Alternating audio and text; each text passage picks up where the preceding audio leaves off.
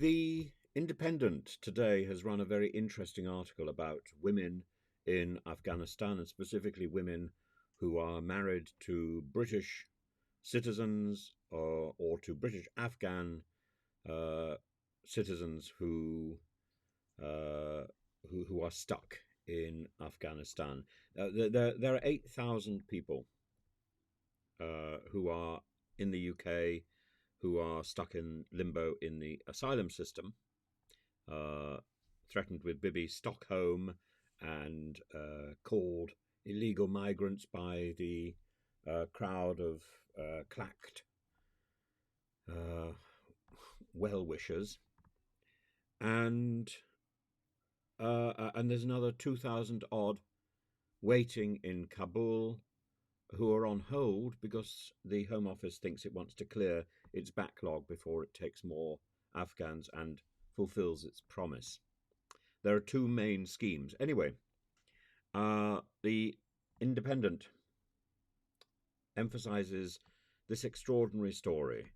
Afghan women are not able to be reunited with their British husbands because they fail an English language test. It's simply shocking.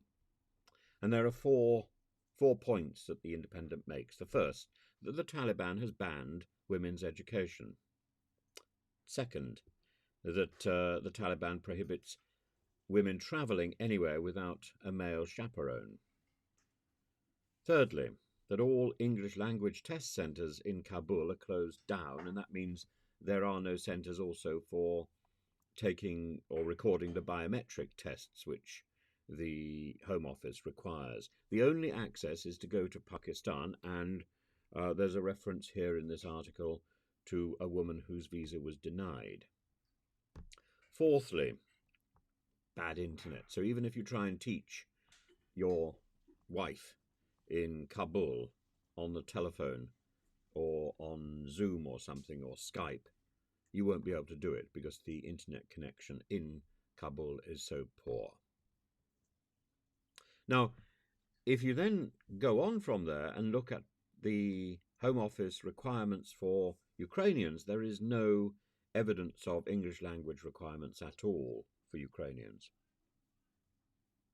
So, in terms of parity, we made promises to Ukraine. We made promises for women's education in Ukraine, and we are so signally failing in both.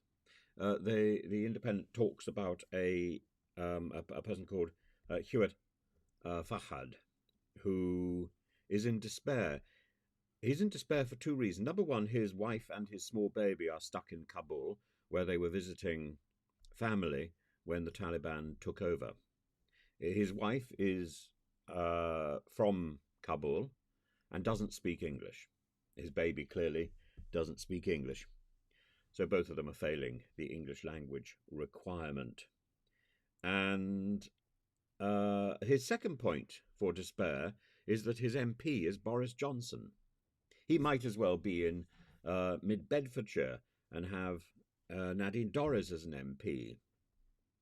This demonstrates once again, what is Boris Johnson actually doing? There are other MPs who have lobbied for their constituents and have been successful. One of them is Caroline Lucas, who has had some success in getting the Home Office to relax its red tape.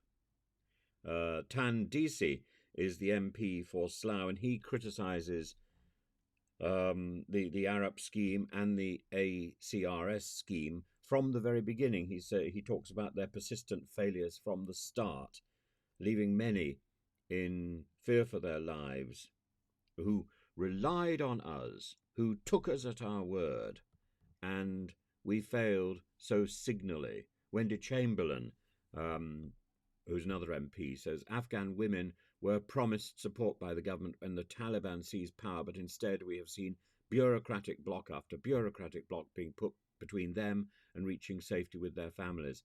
The government must apply common sense and compassion to its policies, whether it's biometrics or language requirements.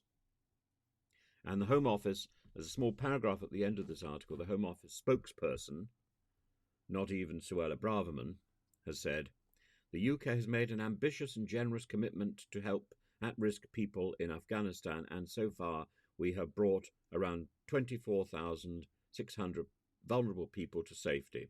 The English language requirement was introduced so that those coming to the UK are able to contribute and integrate into society. We expect applicants to take these tests wherever possible, but we will consider details of any exceptional circumstances for those unable to do so. Well, I look forward to hearing about that. Hello.